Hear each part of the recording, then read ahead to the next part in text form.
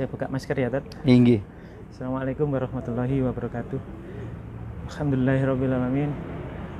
Assalatu wassalamu ala asrofil anbiya'i wal mursalin wa ala alihi wa ashabihi wa mawala bi ihsan ila yaumiddin. Puji syukur kehadirat Allah Subhanahu wa taala, pada hari ini kita diberikan kesehatan, kesempatan di pagi yang cerah ini. Hari Sabtu tanggal 7 Agustus 2021 di Masjid Baitur Rahmah. Kami sedang melaksanakan tugas untuk melanjutkan kegiatan-kegiatan kajian rutin yang selama PPKM kita off-kan sementara.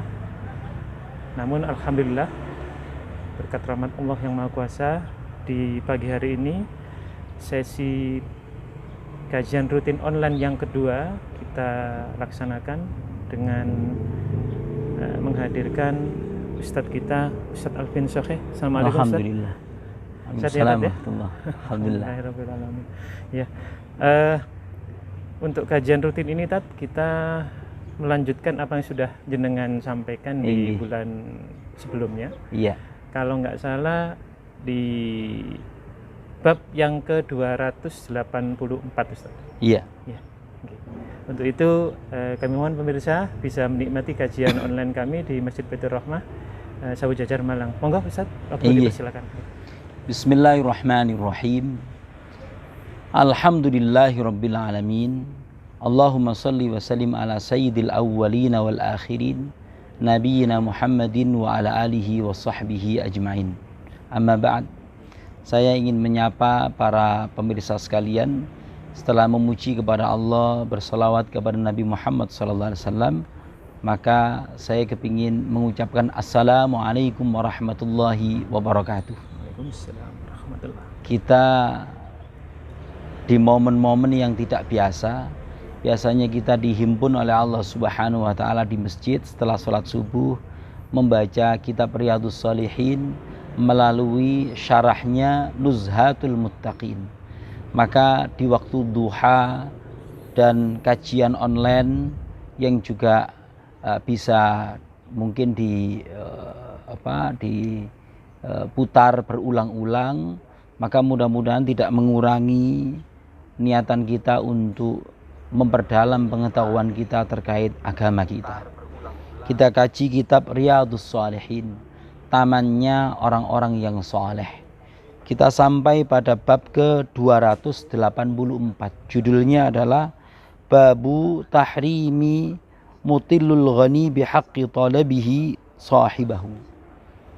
Bab haram bagi orang yang berkecukupan, orang kaya, yang dia memiliki tanggungan untuk menunda-nunda hak orang yang berhak mengambil sesuatu dari dia. Ini terkait utang piutang. Allah Subhanahu wa taala berfirman, "Innallaha ya'murukum an tu'addul amanati ila ahliha." Sesungguhnya Allah taala memerintahkan kalian agar memberikan amanah kepada yang berhak. Allah juga berfirman, fa in amina ba'dukum ba'dan falyu'addil ladzi tumina amanatahu.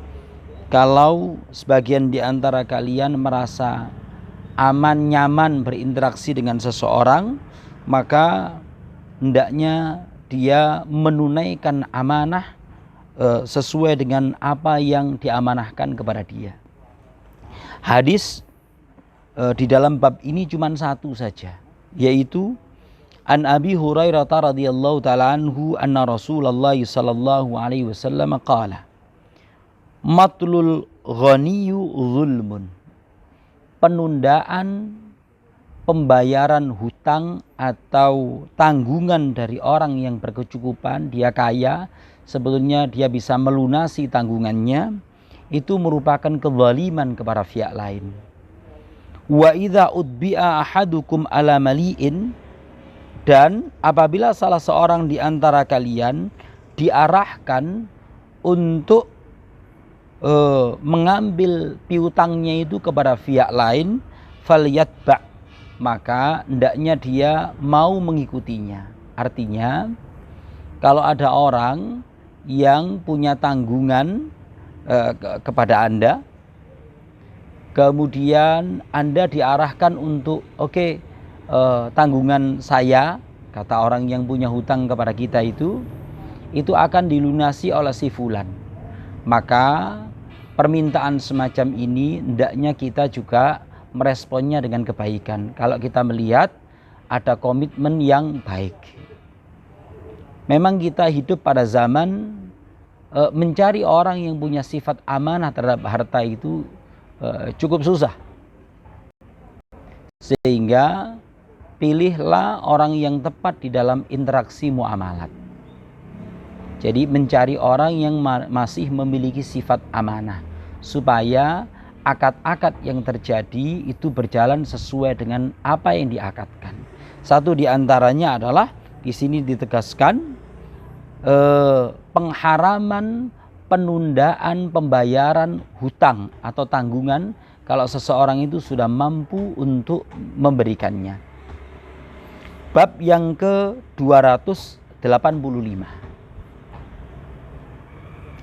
Babu karahiyatu audul insan fi hibatin lam yusallimha ilal mauhub lahu wa fi hibatin wahabahali waladihi.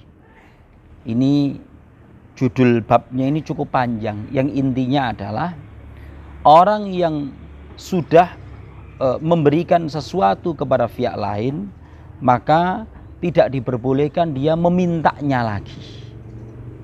Tidak diperbolehkan dia untuk memintanya lagi. Atau kalau barang itu sudah diperjualbelikan, maka hendaknya dia tidak membelinya. Kita tengok hadis-hadisnya. An Ibnu Abbas radhiyallahu taala anhuma anna Rasulullah sallallahu alaihi wasallam qala.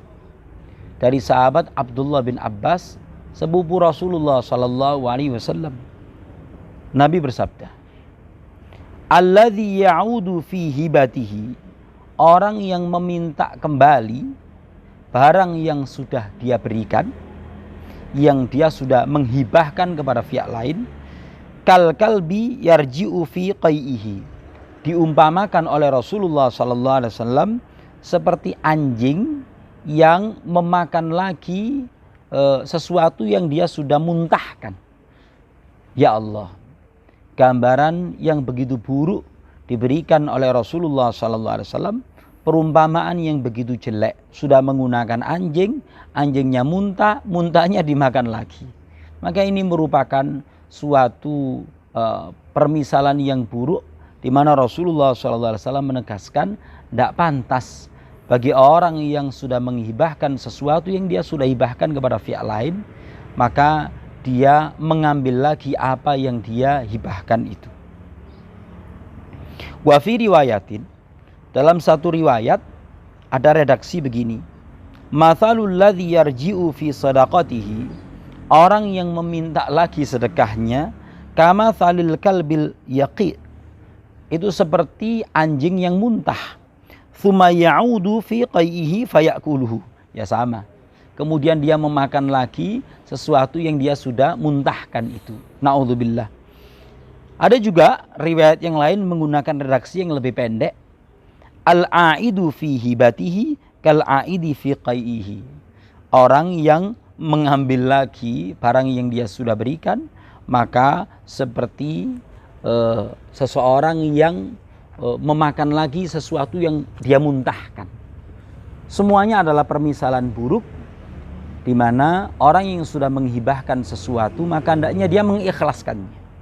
Memang godaannya orang yang kalau memberi itu, di dalam Al-Quran disebutkan, ya ayyuhalladzina amanu la tubtilu sadaqatikum bil manni wal adha.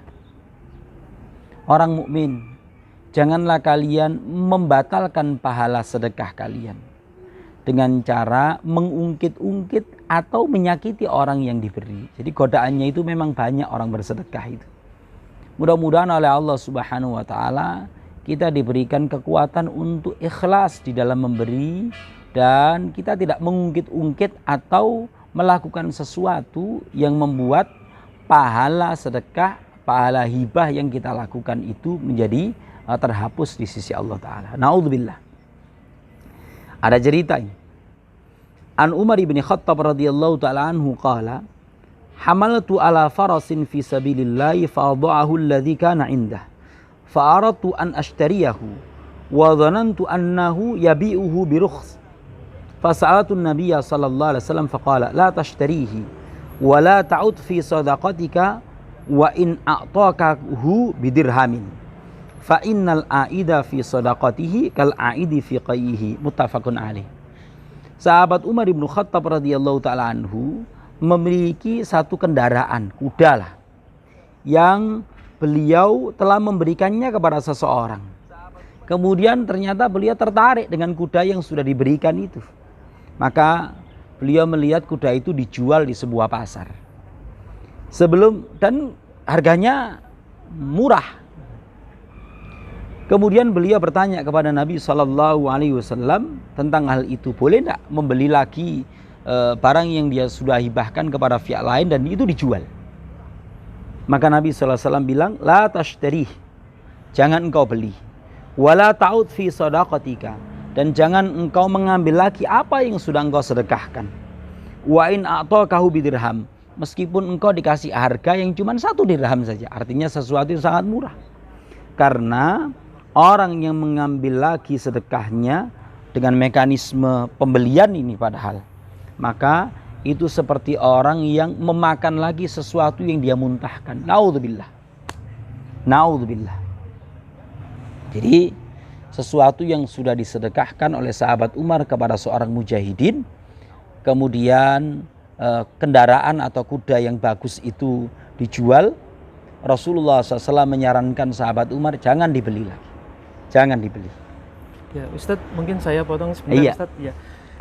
Para pemirsa, untuk bisa menanyakan tentang tema-tema yang sudah kita bahas ini, pemirsa bisa komunikasi dengan kita, bisa WA ke nomor 0821 4149 8808. Kami ulang lagi, bagi pemirsa yang ingin menanyakan sesuatu tentang apa yang sedang kita kaji sekarang, bisa langsung menghubungi WA di nomor 0821 4149 8808 atau langsung masuk di channel Facebook Masjid Baitur Rahmah, yaitu Masjid Baitur Rahmah Malang. Anda bisa komentar di sana, nanti kita bahas. Minta tolong dicantumkan nama dan alamat, begitu. Monggo Ustaz, dilanjut. Iya.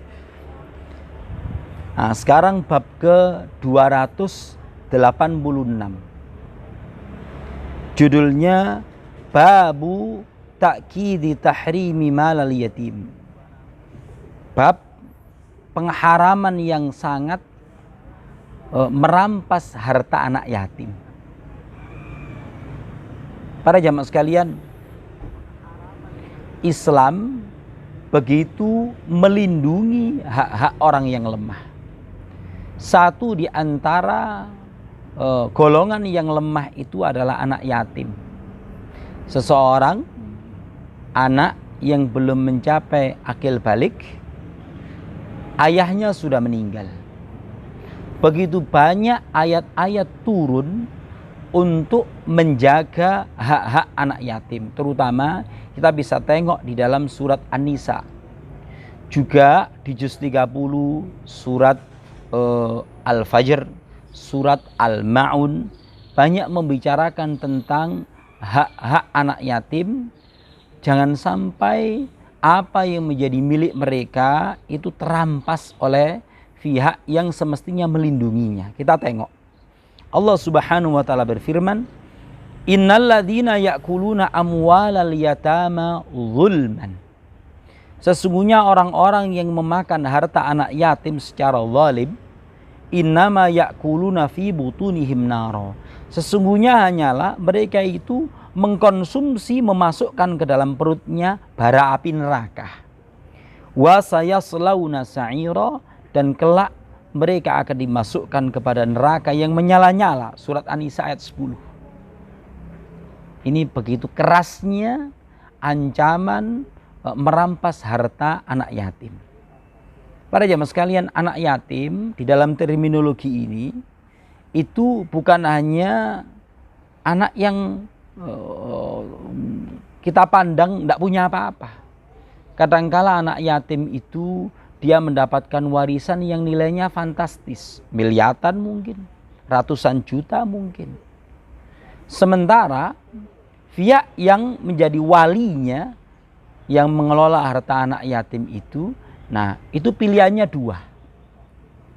Waman kana ghaniyan falyasta'fif.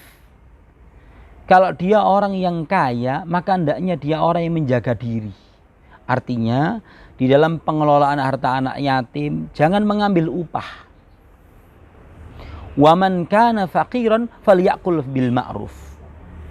Tapi kalau orang yang mengelola harta anak yatim itu fakir, maka hendaknya dia ya boleh mengambil secara ma'ruf, standar kepatutan. Saya sudah bercapek-capek mengelola dan mengurus anak yatim ini, maka saya akan mengambil ya sekiranya membantu menopang kehidupan saya secara wajar. Maka itu pilihan di dalam surat An-Nisa halaman pertama ayat yang paling bawah sendiri. Pilihannya dua. Allah Subhanahu wa taala juga menegaskan wala taqrabu malal yatimi illa billati hiya ahsan.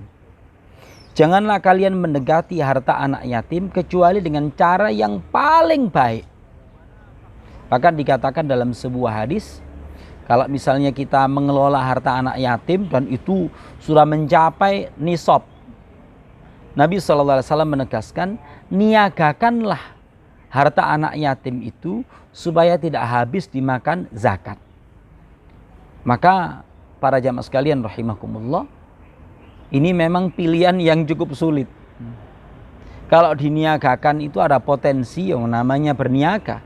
Ada untung, ada rugi. Tapi wali anak yatim yang cermat, maka dia akan berinvestasi dengan baik. Jadi cari yang istilahnya bahasa kita itu safety player. Jadi diinvestasikan di sektor-sektor yang ya cukup aman dari tertimpa kerugian. Dikatakan juga dalam surat Al-Baqarah, wa yas'alunaka 'anil yatama. Mereka bakal bertanya kepada Anda wahai Nabi Muhammad terkait anak yatim. Qul islahul lahum khair. Berbuat baik kepada mereka itu adalah sebuah kebaikan yang utama. Wa in tukhalituhum fa ikhwanukum. Kalau Anda mau mencampur mengelola harta anak yatim itu, maka mereka itu juga saudara Anda.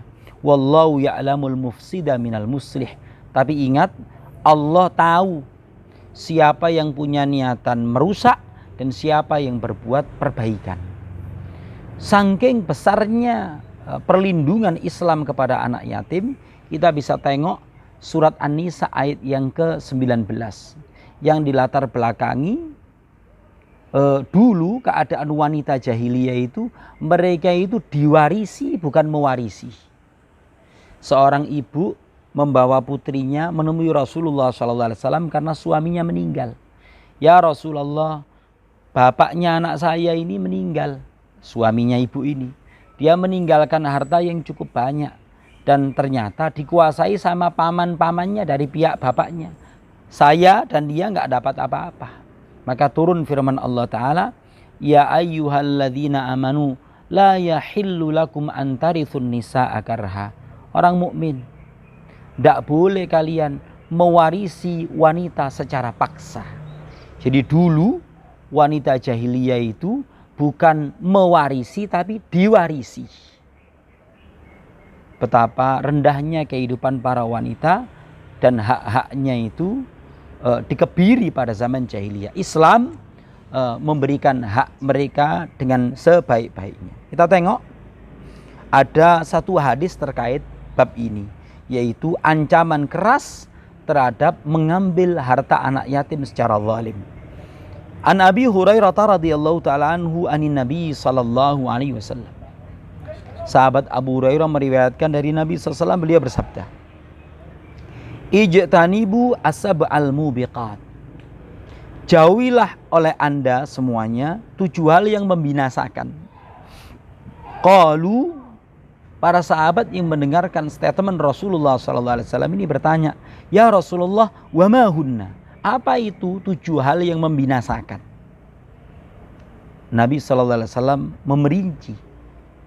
As-sihru asyirku billah. Asyirku billah. Syirik, menyekutukan Allah. Dalam bahasa hadis yang lain, dalam Adabul Mufrad, antaj'alu lillahi niddan wa huwa khalaqaka. Engkau menyekutukan Allah, menyembah selain Allah bersama dengan menyembah Allah. Padahal wa huwa khalaqaka, dialah yang menciptakanmu. Jadi ini kebinasaan yang paling besar adalah menyekutukan Allah. Tidak pantas sebetulnya kita menyembah satu pihak yang tidak punya saham dalam penciptaan kita. Dalam surat Yasin dikatakan, wa ma liya la a'budul ladzi fatarani wa ilaihi turja'un. Kenapa aku tidak menyembah kepada yang menciptakan aku dan kepadanya aku bakal dikembalikan. Nah, ini sindiran yang digunakan oleh Habibun Najjar kepada orang-orang yang menyekutukan Allah, bahwasanya yang pantas disembah itu adalah yang menciptakan kita, yang memberikan rizki kepada kita. Sehingga dikatakan di sini, hal yang paling membinasakan, yang paling utama itu adalah menyekutukan Allah. Yang kedua, wasihru, berbuat sihir. Anda silakan tengok surat Al-Baqarah ayat ke-102, 103. Betapa buruknya perilaku sihir. Perilaku sihir. Dan keberadaan sihir dan prakteknya itu diakui ada berdasarkan nas Al-Quran. Kita orang mukmin tidak pantas untuk melakukan hal itu, mempraktekkan hal itu. Yang ketiga, wa qatlun nafsil lati harramallahu illa bil haqq, membunuh jiwa yang diharamkan oleh Allah Ta'ala untuk dibunuh kecuali dengan alasan yang benar. Wa aklur riba, makan harta secara riba. Semua pihak yang berkontribusi terhadap praktek riba ini dilaknat oleh Allah Subhanahu wa Ta'ala. Penulisnya, saksinya, pencatatnya, dan orang yang mempraktekkan riba ini semuanya dicela. Baru yang kemudian adalah sesuai dengan bab yang kita kaji, wa aklu malil yatim, memakan harta anak yatim.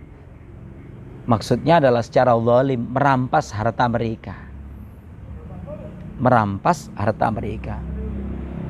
Satu pihak, satu kelompok masyarakat yang semestinya disantuni, dijaga perasaannya, malah hartanya dirampas. Dikatakan, kalla balla tukrimunal yatim. Sekali-kali tidak. Kalian tidak memuliakan anak yatim. Begitu hebatnya redaksi yang digunakan Al-Quran.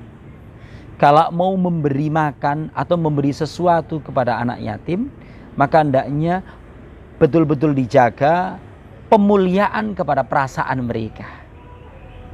Mungkin dengan cara tidak memamerkan mereka, mungkin di atas podium, kemudian disantuni dan dikatakan dengan kalimat, inilah anak yatim, kita telah menyantuninya begini-begini. Alangkah baiknya menempuh cara yang lebih menjaga perasaan mereka. Kemudian watawalla yaumaz zahf, lari dari medan perang. Ini desersi, ini merupakan satu pelanggaran berat yang dimasukkan oleh baginda Rasulullah SAW pada 7 hal yang membinasakan. Nah, ini sekarang yang terakhir ini, yang ke-7 ini, yang kita harus hati-hati kalau ada seseorang menikah baru dapat 7 bulan kok sudah melahirkan. Kita tengok, wa qadhful muhsanatil mu'minatil ghafilat, menuduh wanita mukmin yang menjaga kehormatan diri berbuat zina. Para jamaah sekalian, dikatakan di dalam Al-Quran, bahwasanya fase kehamilan yang paling singkat itu adalah 6 bulan. Dari mana itu dikatakan? Wa hamluhu wa fisaluhu 30 syahra. Hamil dan masa penyusuannya adalah dalam masa 30 bulan. Sementara dikatakan di dalam ayat lain, wal walidatu yurdi'na auladahunna haulaini kamilaini liman arada ayyutimmar radha'ah. Para ibu, para orang tua hendaknya menyusui bayinya itu selama 2 tahun jika ingin menyempurnakan penyusuan.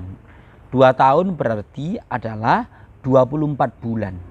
Dikurangi 30 bulan tadi di dalam surat Al-Ahqaf, maka penjelasan dalam surat Al-Baqarah ini menjadi pengurangnya.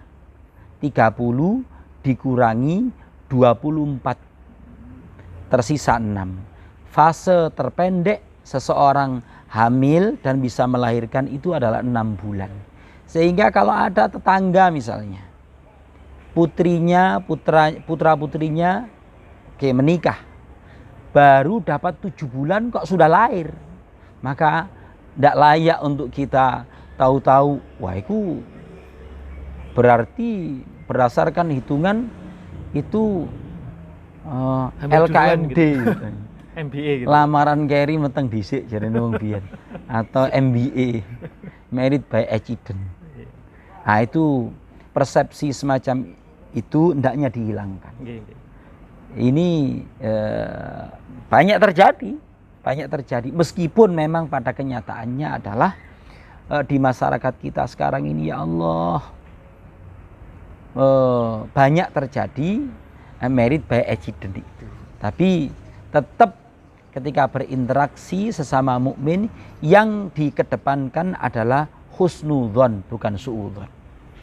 Ini pertanyaan tadi, kalau kembali ke MBA tadi Ustaz, manakala itu memang benar terjadi, ya, dan itu dinikahkan, terpaksa orang tuanya menikahkan. Ya. Nah, bagaimana hukum Islam menyikapi ini? Ya Allah. Dan bagaimana hukum masyarakat? Karena kadang-kadang kita sendiri merasa ada hukuman sosial seandainya saya tidak menikahkan gitu. Seperti itu. Ini pernah menjadi pembahasan para asatidz terkait bagaimana seseorang yang kedapatan hamil dan kemudian pihak yang menghamili itu mengakui. Apakah ini perlu dinikahkan atau bagaimana? Kalau pada tuntunan yang ideal, ya mereka itu dihukum. Menurut ini syariat Islamnya termasuk zina ghairu muhsan. Perzinaan yang dilakukan oleh orang yang belum menikah. Hukumannya adalah dicambuk, kemudian diasingkan. Tapi sekarang siapa pihak yang punya otoritas untuk melaksanakan hal itu? Belum ada. Pemerintah kita nggak seperti itu. Maka kalau kemudian ada langkah menikahkan dengan satu pihak yang memang mengakui kalau dia yang menghamili, maka itu memang ya pilihannya begitu. Jadi tidak ada, artinya tidak ada hukum pokok yang dilanggar dalam ajaran. Iya. Ini cukup rumit. Yang ideal ya seperti itu. Iya. Yang tidak ideal ya seperti itu. Iya. Wallahu a'lam bishawab.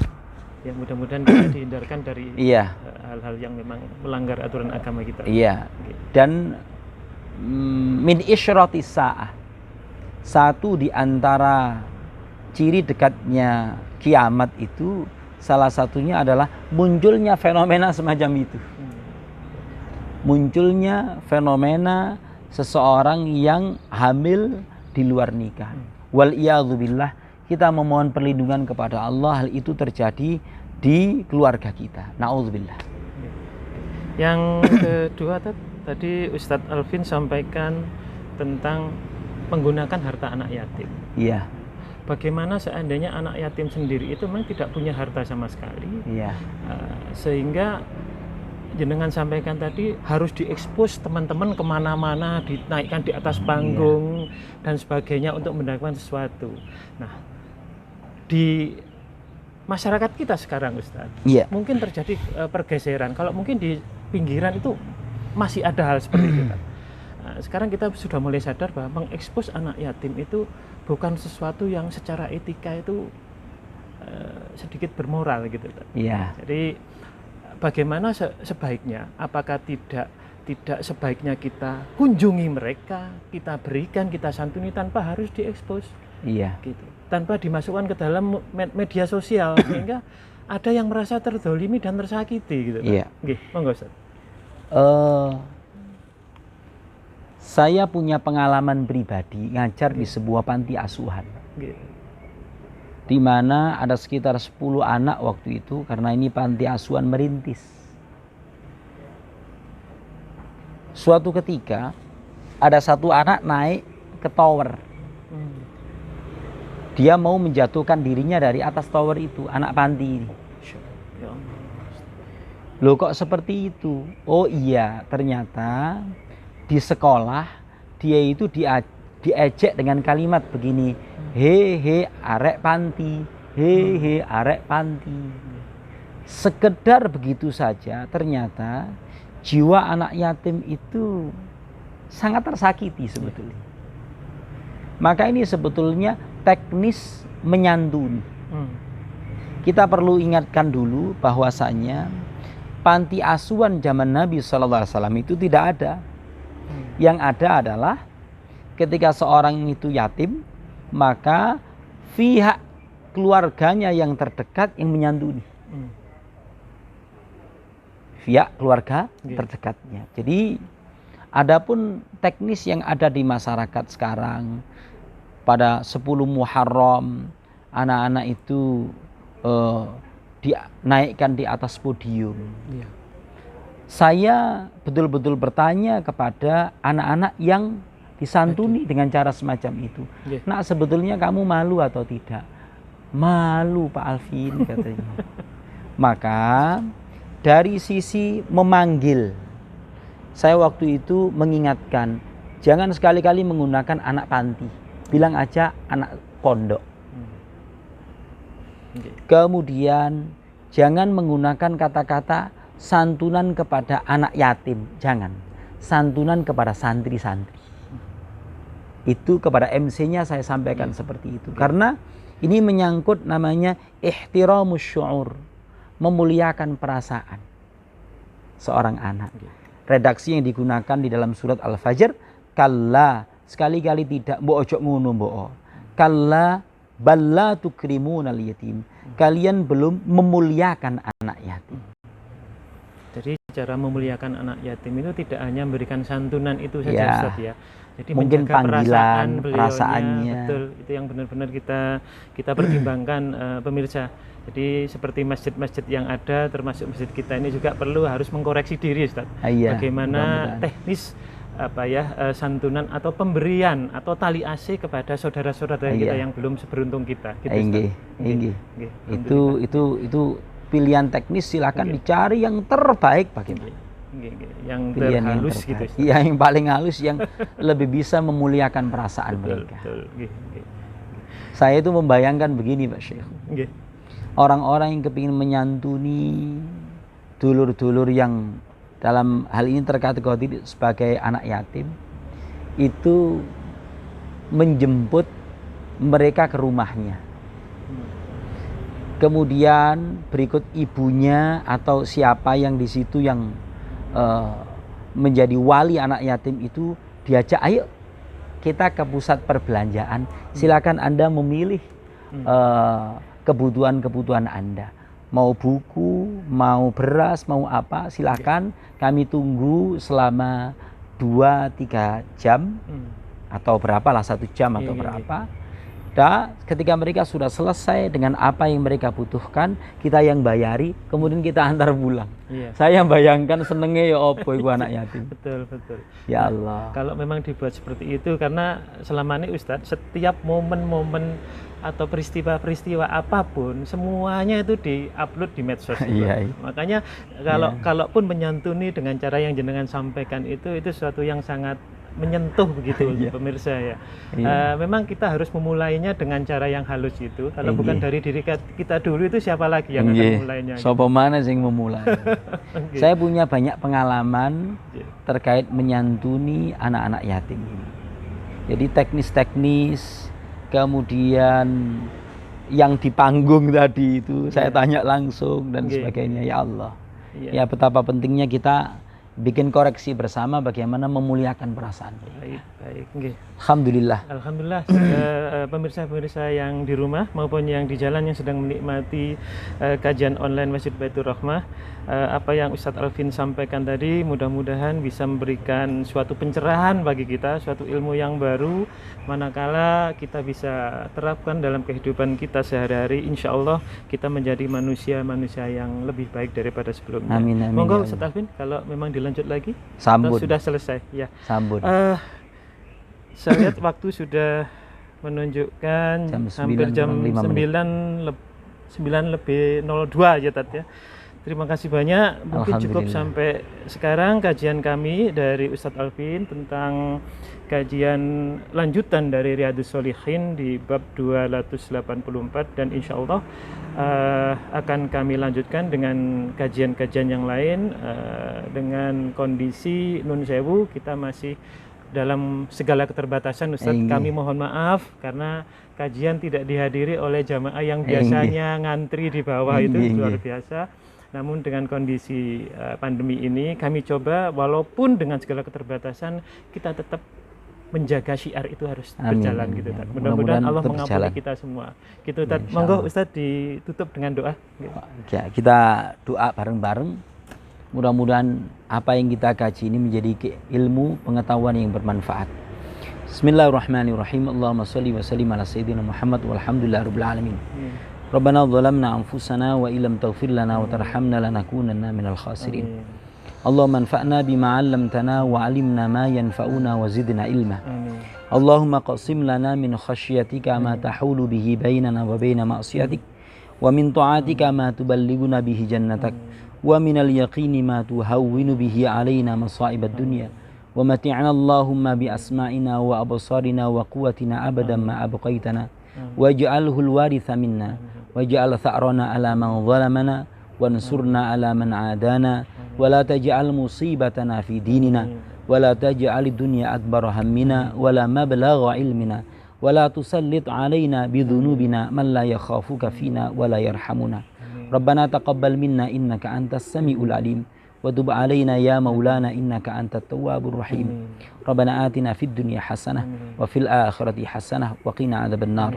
Wa sallallahumma ala khairi khalqihi Muhammadin sallallahu alaihi wasallam. Subhana rabbika rabbil izzati amma yasifun wa salamun al mursalin walhamdulillahi rabbil alamin.